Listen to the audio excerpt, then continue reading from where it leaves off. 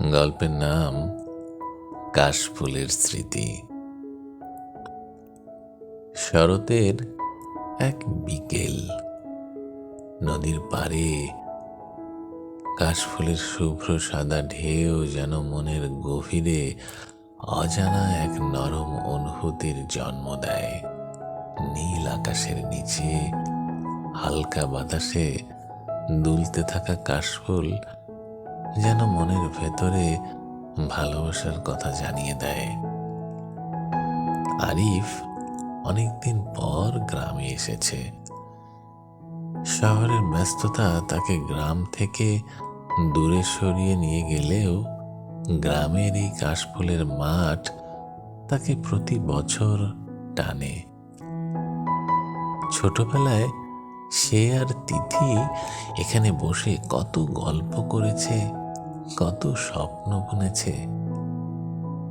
তিথি তার শৈশবের বন্ধু, আরিফের জীবনের প্রথম প্রেম। সেই বিকেলে আরিফ কাশফুলের মাঠে হাঁটছিল। হঠাৎ তার পেছন থেকে পরিচিত কণ্ঠ ভেসে এলো। এতদিন পর মনে পড়ল এই কাশফুলের কথা। আরিফ পেছন ফিরে দেখে তিথি দাঁড়িয়ে আছে। একই হাসি, একই চাহনি, সময় যেন তাকে ছুঁতে পারেনি।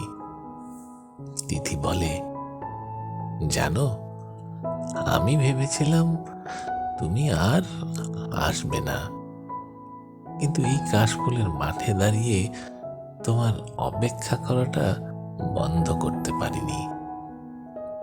আরিফ হাসল, কিন্তু তার চোখে ছিল অশ্রুর ঝিলিক।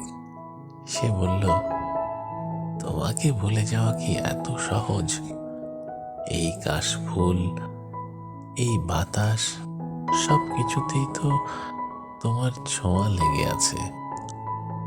তিথি চুপ করে কাশফুলের একটি ডাল ছিঁড়ে আরিফের হাতে দিল।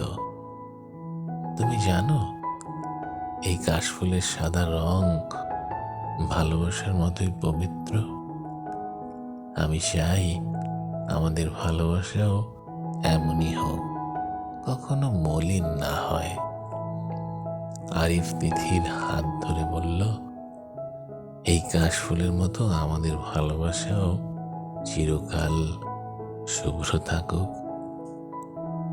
বিকেলের আলোতে কাশফুলের ঢেউয়ের মাঝে আরিফ আর তিথির সেই প্রেম যেন এক নতুন অধ্যায়ের সূচনা করল।